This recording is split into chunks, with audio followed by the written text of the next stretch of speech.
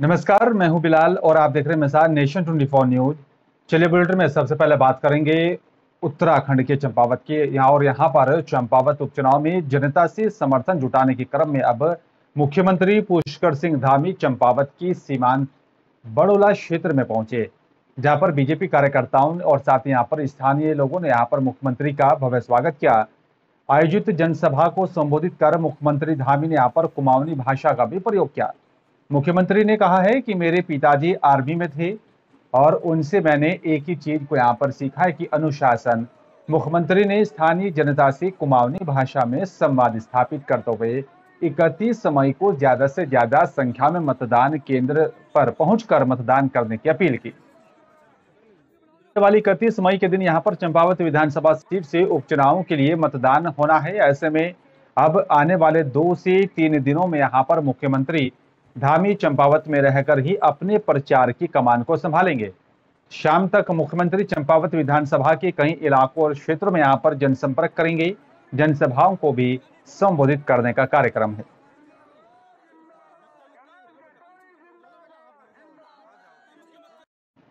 America ने उत्तर Korea की missile प्रशिक्षण कार्यक्रम के खिलाफ एक बड़ा यहाँ पर एक्शन लिया है। आपको देखिए, यहाँ पर बाइडेन सरकार ने 2 रूसी बैंकों और साथ ही एक उत्तर कोरिया कंपनी और साथ ही एक व्यक्ति पर उत्तर कोरिया के परमाणु परीक्षण का समर्थन करने पर बैन लगा दिया है। अमेरिका का ये कदम चीन और रूस की तरफ से उत्तर कोरिया का साथ देने के एक दिन के बाद आया। अमेरिकी ट्रेजरी विभाग ने इस बयान में कहा है उसने उत्तर कोरिया संगठनों के लिए यहाँ पर खरीद और साथ ही राजस्व सृजन में यहाँ पर योगदान के लिए एयर कोरिया ट्रेनिंग कॉर्प के भी साथ यहाँ पर रूसी वित्तीय संस्थान सुदूर पूर्वी बैंक और साथ ही स्पुतनिक बैंक पर बैन लगा दिया है। वॉशिंगटन यहाँ पर उत्तर Korea second academy of natural science के भी यहाँ पर अधीनस्थ संगठन की बेलारूस जो है आधारित प्रतिदिन जोंगयोंग पर बैलिस्टिक मिसाइलों के विकास से यहाँ पर जुड़े उत्तर कोरिया संगठनों का समर्थन करने के आरोप में प्रतिबंध लगाया है।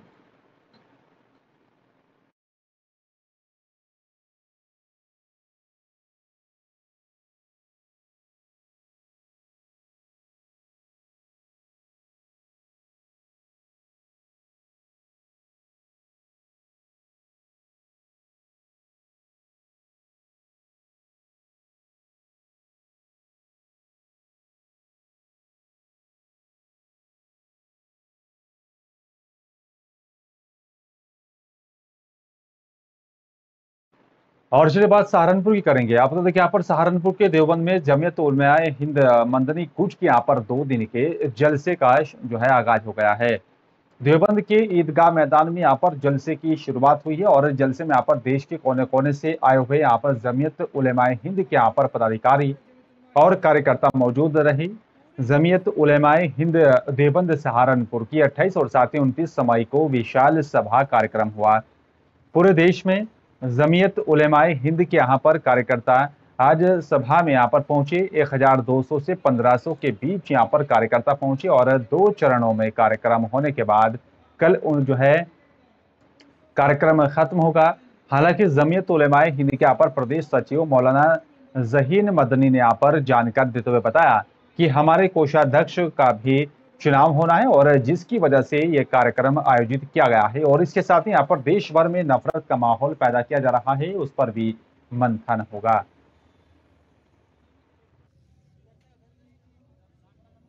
जमीयत उलमा हिंद हुकूमत हिंद को मुतवज्जे करना चाहती है कि वो फौरी तौर पर ऐसे इक़दाम पर रोक लगाए जो जमहूरियत, इंसाफ और मुसावात के तकाज़ों के खिलाफ और इस्लाम दुश्मनी पर मबनी है।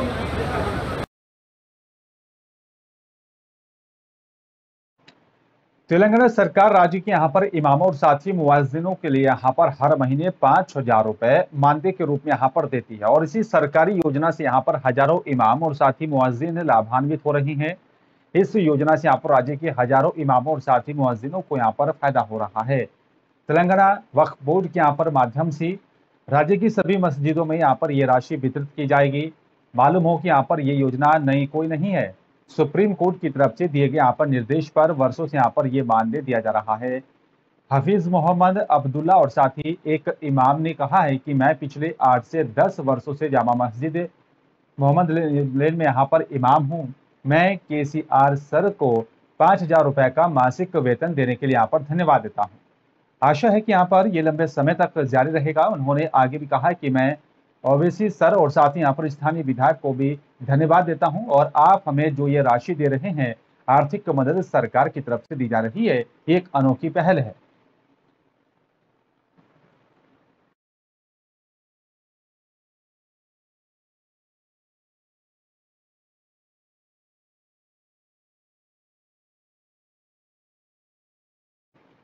आंध्र प्रदेश के अनंतपुर जिले में शनिवार सुबह यहाँ पर बड़ा हादसा हुआ है और एक मकान में यहाँ पर गैस सिलेंडर में यहाँ पर धमाके से पड़ोस के मकान की दीवार भी गिर पड़ी है। मलबे में दबने के कारण 4 लोगों की मौत हो गई है और इसके अलावा इस हादसे में 2 लोग घायल बताए जा रहे हैं। और यह हादसा बता दें कि यहाँ पर मुल्कालेदू गांव में हुआ है और हादसे की जानकारी मिलते ही यहाँ पर पुलिस घटनास्थल पर पहुंची। पुलिस ने रेस्क्यू ऑपरेशन शुरू किया। मामले में यहाँ पर केस दर्ज कर लिया गया है। फिलहाल इसकी जांच की जा रही है। अनंतपुर के पुलिस अधीक्षक SP फकीरप्पा ने यहाँ पर बताया कि आज तड़के मुल्कालेदू गांव में यहाँ पर एक आवास में सिलेंडर फट गया था। विस्फोट के प्रभाव के कारण पड़ोसी के भी मकान की दीवार गिर पड़ी।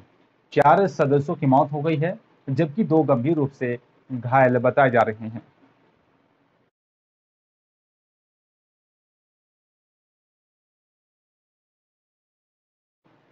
और से बात फरीदाबाद की करेंगे। आपको बता दें कि यहाँ पर फरीदाबाद में आए दिन बदमाशों की गुंडागर्दी की तस्वीरें खुलेआम सामने आ रही हैं।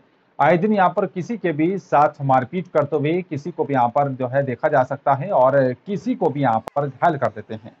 ऐसा ही ताजा मामला फरीदाबाद की आदर्श नगर थाना क्षेत्र के सामने आया है, जहां पर कुछ हथियारबंद बदमाशों ने एक घर पर लोहे की रोड से और साथ ही लाठी डंडों से हमला कर दिया। हमले में पीड़ित पक्ष के यहाँ पर कई लोग घायल बताए जा रहे हैं और आपको बता दें कि यहाँ पर पीड़ित ने आरोपियों के खिलाफ पुलिस में शिकायत दे दी और कार्रवाई करने की मांग की है। संजीव कुमार है। औरत कौन है? औरत पता नहीं, मैं नहीं जानता, नॉन औरत है। अच्छा। मैंने उससे मना करी, वो इस चीज़ के ऊपर मेरे ऊपर भड़क गया। भड़कने के बाद में तू मैं होने लगी। मेरा लड़का मेरे को खींच के अंदर ले गया। हम अंदर चले गए। उस 7 लड़के बुलाए उन्होंने, बदमाश। अपने लड़के के फ़ोन किया, वो कोई जिम चलाता है। वो सारे लड़के आगे, मेरे दांत भी टूट रहे हैं, देख लीजिए, हाथों में भी चोट लगी हुई है। हम अंदर चले गए। उन्होंने आकर के गेट तोड़े, ये तोड़े। मेरा लड़का ड्यूटी पे से आया, उसके सिर फोड़ दिया। छोटे लड़के के हाथ पैर तो में चोट मारी है उन्होंने। आगे से अब ये पुलिस आई है, इन्होंने हमारी हेल्प करी है। कितनी देर बाद आई? ये भी कम से 1 घंटे बाद आई है। इन्होंने भी आकर के फोटो वगैरह को सुनी लिए, जैसे वो होती है, पूछताछ होती है, ठीक है ना।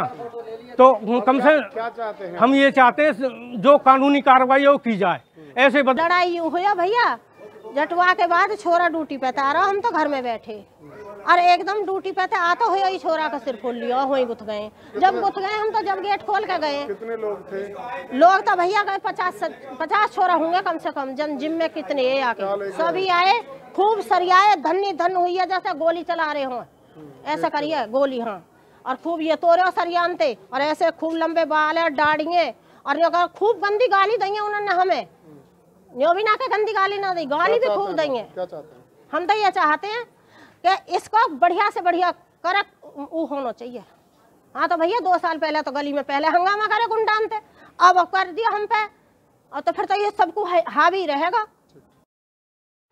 और चलिए बात हरिद्वार की करेंगे। आपको देखिए यहाँ पर 4 धाम यात्रा में ट्रैवल व्यवसायों को अब यात्रियों के लिए यहाँ पर पंजीकरण और साथ ही यातायात व्यवस्था करने में परेशानियों का सामना करना पड़ रहा है। ट्रैवल व्यापारी लगातार उत्तराखंड सरकार से इस व्यवस्था को दुरुस्त करने के लिए लगातार मांग कर रहे हैं।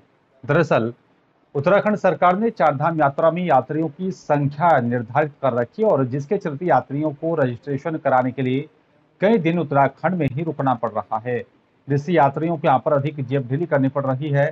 ट्रैवल व्यापारियों ने बताया कि यहाँ पर पंजीकरण और साथ ही यात्रियों को यातायात व्यवस्था दिलाने के लिए जिला अधिकारी, SDM और RGO को भी ज्ञापन दिया गया और उन्होंने आश्वासन दिया है कि यहाँ पर जल्द से जल्द इस समस्या का समाधान किया जाएगा।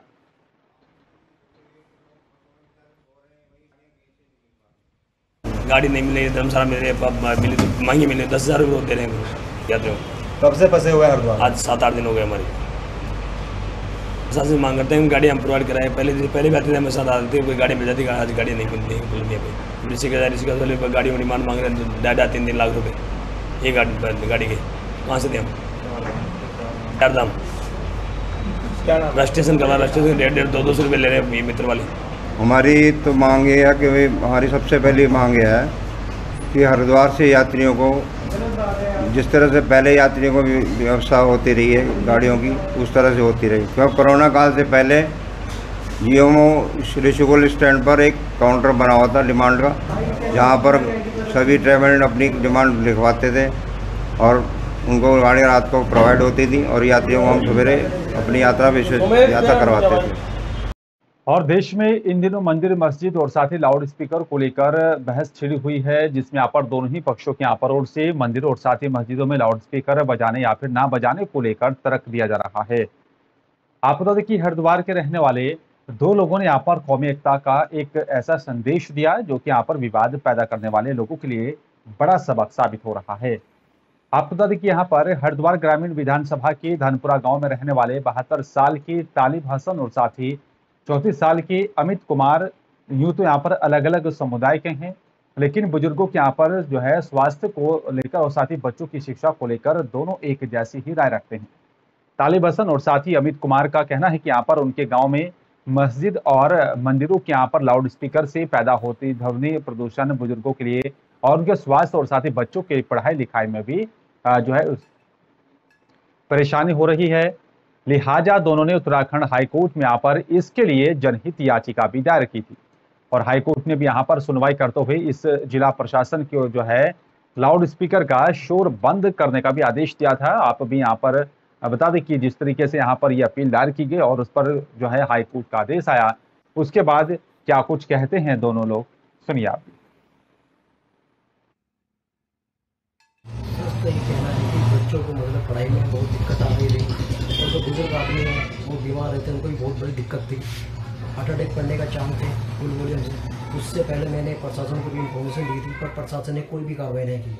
फिर उसके बाद मैंने CM हेल्पलाइन में कंप्लेन की, उसके बाद जांच आती है और बाकी प्रशासन खाली कागज़ों की फॉर्मेलिटी पूरी करता है और बाकी कार्रवाई कोई नहीं करता। और फिर उसके बाद फिर मैंने हाई कोर्ट का दरवाज़ा खटकाया और उसके बाद हाई कोर्ट ने 8 अप्रैल को आदेश किए थे जिलाधिकारी को।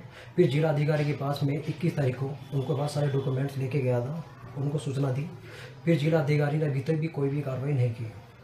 सर देखिए क्वेश्चन ये है कि आज की डेट में हर घर में डिप्रेशन है और ऊपर से लाउड स्पीकर बजता है तो और ज़्यादा डिप्रेशन आ जाता है। ये मामला ये था सर कि 2 साल के अंदर जो कमेटी है मंदिर मस्जिदों की, इनको सबको हमने चिट्ठी दी है पहले इस पूरे 2 साल के बीच में, तो हमारी कोई बात नहीं सुनी गई।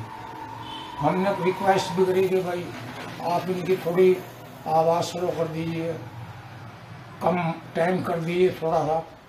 मीटिंग भी हुई 1-2 बार चौकी में और किसी आदमी ने उस तरफ ध्यान नहीं दिया, तो फिर मजबूरन ये कदम हमें उठाना पड़ा, हाईकोर्ट जाना पड़ा। किस वजह से उठाना पड़ा कदम?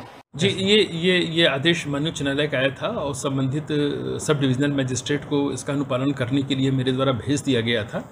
अभी 2 दिन पूर्व कुछ लोग मुझसे मिले थे और उसमें उन्होंने बताया था कि अभी इस आदेश का अनुपालन नहीं हो पाया है, तो इसको काफ़ी गंभीरता से लिया गया है और मैंने सब डिविजनल मजिस्ट्रेट को बता दिया है कि चूँकि माननीय उच्च न्यायालय का आदेश है तो इसका अक्षरशः पालन होना चाहिए।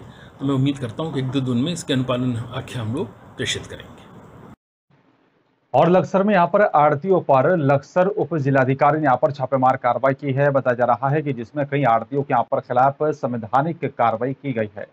कुछ आड़तियों के यहाँ पर कांटे भी जब्त कर लिए गए। लक्सर में आड़त का कारोबार करने वाले व्यापारियों में हड़कंप मचा हुआ है।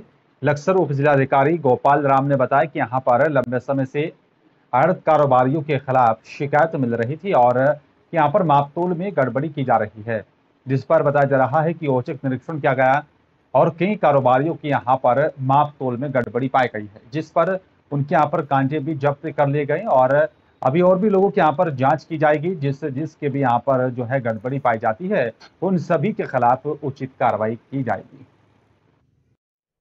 बांडवा विभाग के साथ कुछ जो लक्सर क्षेत्र और सुल्तानपुर क्षेत्र के आड़त वाले थे, उनकी चेकिंग की गई, क्योंकि पूर्व में शिकायत आ रही थी कि कई आड़तियों के द्वारा बांटों में छेड़छाड़ करके चिप लगा करके घटतौली की जा रही है। इस प्रकार कुछ 4 जो आड़ती है उनका चालान किया गया है और 2 आड़तियों के मशीन भी सीज की गई, कब्जे में ली गई है और इसमें चालानी कार्रवाई संबंधित विभाग के द्वारा की गई है और अग्रिम कार्रवाई जो भी उसमें होगी विधिक कार्रवाई की जाएगी। लक्सर के एक मॉल के बाहर यहाँ पर मॉल में ही काम करने वाली 2 लड़कियों में यहाँ पर जमकर जो है आपस में ही मारपीट हुई है। बताया जा रहा है कि लड़कियों में यहाँ पर झगड़े के दौरान हो रही खींचतान का नजारा देखने के लिए यहाँ पर आसपास कुछ तमाशबीन भी वहां पर मौजूद रहे, जहाँ पर इस दौरान एक जो है इक्का दुक्का लोगों ने ही यहाँ पर उनका बीच बचाव कराया। बताया जा रहा है कि यहाँ पर आपस में लड़ झगड़ रहे यहाँ पर लड़कियों को यहाँ पर अलग कर देने के बावजूद वो यहाँ पर फिर से भीड़ जो है वहां पर जो है तमाशबीन बनी रही। भीड़ में यहाँ पर मौजूद किसी ने यहाँ पर इस नज़ारे को अपने मोबाइल कैमरे में कैद कर लिया था और देखते ही देखते सोशल मीडिया पर वीडियो जो है खूब वायरल होने लगा। आप बता दें कि दरअसल लक्सर की पुरकाजी मार्ग पर स्थित यहाँ पर एक एम बाजार नामक मॉल है और बताया जा रहा है कि आपस में झगड़ा कर रही यहाँ पर दोनों लड़कियां वहीं काम करती हैं। तो मॉल के बाहर ही यहाँ पर किसी अज्ञात कारणों से आपस में ही भिड़ गई और अब उनका वीडियो सोशल मीडिया पर खूब वायरल हो रहा है।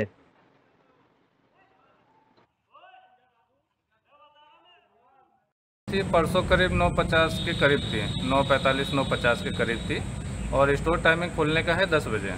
जब हम लोग 9:55 के करीब आया तो ये लोग दोनों आपस में लड़ रही थी, तो मैंने बीच बचाव किया। बीच बचाव करने के बाद इन दोनों को और चलिए बात उमरिया की करेंगे। आपने देखा पर देश में प्रधानमंत्री नरेंद्र मोदी की सरकार जहां एक और गरीबों को यहाँ पर फ्री राशन वितरण करने के लिए यहाँ पर अनेक योजनाएं लागू कर रही है, लेकिन वहीं आपको बता दें कि मध्य प्रदेश के उमरिया जिले के यहाँ पर ग्राम पनपथा में शासकीय उचित मूल्य की दुकान पर राशन कार्ड धारियों से यहाँ पर POS मशीन पर अंगूठा लगवाकर खाद्यान्न पर्ची निकलने के बाद भी गरीबों को राशन वितरण नहीं किया जा रहा है। ऐसा ही एक मामला सामने आया। शासन के आदेश को भी ठेंगा दिखाते हुए दबंग राशन डीलर ने यहाँ पर ग्रामीणों की हक के राशन पर कालाबाजारी करने से यहाँ पर बाज नहीं आ रहा है। जिले में यहाँ पर बैठे खाद्य अधिकारी कालाबाजारी रोकने में नाकाम साबित हो रहे हैं। देश में कोरोना के बढ़ते प्रकोप के चलते देश के यहाँ पर सरकार देश के प्रत्येक आदमी तक खाद्य रसद सामग्री पहुंचाने का दावा कर रही है। अलग अलग योजनाओं के तहत यहाँ पर लोगों को खाद्य रसद सामग्री पहुंचाई जा रही है, लेकिन सरकार के सरकारी आदेशों की यहाँ पर हकीकत ऐसे मामलों में यहाँ पर बैन हो जाती है जब यहाँ पर इस तरह के मामले सामने आते हैं। यहाँ पर्ची निकल गया है, फिंगल भी लग चुकी है, बोलते हैं गल्ला नहीं है, घर जाओ। अब किसकी लापरवाही मानते हैं? अब तो सोसाइटी कोटेदार को ही मानेंगे। अब बताइए, पर्ची हमारे हाथ में है, बोल रहे हैं कि गल्ला नहीं है, बोलते हैं पर्ची निकालने के बाद बोलते हैं घर जाओ। अंगूठे लगवा लिए? हाँ लगवा दिए ना, इसीलिए तो पर्ची निकल आया है। राशन नहीं दे रहे हैं? राशन नहीं दे रहे हैं, मतलब कहीं ना कहीं यहाँ पर शोषण किया जा रहा है। जी हाँ। छोटी भाई। कहाँ के रहने वाले? मंझौली। ये कौन सी पंचायत है? पनपथा। ये यहाँ कोऑपरेटिव सोसाइटी में क्या कुछ समस्या जा रही है आपको? समस्या जा रही है, महीना का नहीं वो महीना में गल्ला दे रहे हैं। अच्छा, क्या बोल रहे हैं? बोल रहे हैं कि अभी नहीं, कल मिलेगा, परसों मिलेगा, इसी तरह लौटा देती है। अच्छा, कितने दिन से आप आ रहे हैं? हम आ रहे हैं 2 दिन 3 दिन 4 दिन खुलता है, आते हैं रोज डेली, पर मिल नहीं पाता। मिल नहीं पाता। किसकी लापरवाही मानते हैं? सोसाइटी सेलमैन का, सेल्समैन की। ये उप मैटर अभी आपके द्वारा संज्ञान में आया है, अभी इसकी जांच कर लेते हैं। अभी हमारे पनपथा सोसाइटी से तो डायरेक्ट हमारे पास अभी कोई शिकायत नहीं आई है परसों के संबंध में, उसमें आगे जाके कार्रवाई कर लेते हैं कि क्या है उसमें। इससे पूर्व भी 2 विक्रेताओं को वहाँ से हटाकर नवीन पदस्थापना की गई है वहाँ पर, मतलब दूसरे विक्रेताओं को, तो उसमें अभी उसकी जाँच करके क्या होगा उसमें और व्यवस्था कराते हैं उसमें जो भी हो सकता है। और चलिए बात अब खबर करेंगे। यहाँ पर बात आपको बता दें कि पश्चिम विक्षोभ के कारण देश में यहाँ पर मौसम का मिजाज फिर से बदलने लगा है और कई राज्यों में यहाँ पर मध्यम से भी लेकर भारी बारिश हो रही है। और बताया जा रहा है कि राष्ट्रीय राजधानी दिल्ली की बात करें तो यहाँ का लगातार 4 दिनों से मौसम सुहाना है। वहीं यहाँ आज भी जो है आकाश में आंशिक रूप से यहाँ पर बादल छाए रहे और इसके अलावा उत्तर प्रदेश और बिहार में बारिश की संभावना है। मौसम विभाग की ओर से यहाँ पर दी गई जानकारी के मुताबिक बिहार के कई इलाकों में अगले 4 दिनों तक बारिश की संभावना दिखाई दे रही है और वहीं झारखंड में भी मौसम का मिजाज अच्छा रहेगा। झारखंड के कई इलाकों में अगले 5 दिनों तक बारिश के चलते गर्मी से लोगों को राहत मिलेगी और मौसम विभाग ने दिल्ली के लिए भी राहत की खबर दी है। मौसम विभाग ने कहा है कि दिल्ली में अगले कुछ दिनों तक बादल छाए रह सकते हैं और वहीं अगर जो है तापमान की बात करें तो न्यूनतम तापमान 27 डिग्री और साथ ही अधिकतम तापमान 39 डिग्री रह सकता है। उत्तर प्रदेश में भीषण गर्मी के बीच यहाँ पर मौसम विभाग ने राहत की खबर दी है। मौसम विभाग के मुताबिक आपको बता दें कि यहाँ पर कई जिलों में येलो अलर्ट जारी किया गया है और वहीं राज्य के यहाँ पर 20 से भी अधिक जिलों में तेज हवाओं के साथ हल्की बारिश होने की संभावना है, जिसके चलते लोगों को राहत मिलेगी।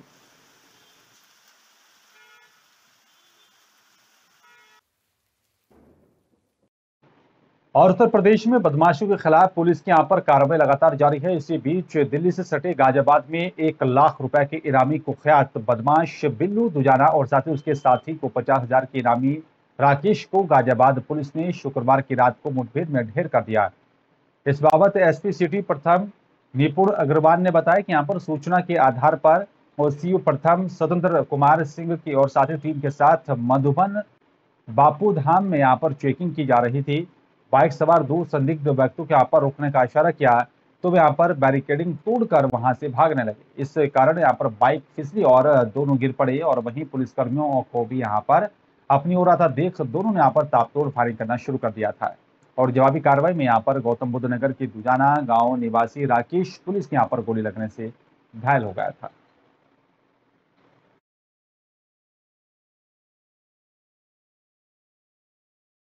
और फिलहाल इस बुलेटिन में मेरे साथ सिर्फ इतना ही। नमस्कार।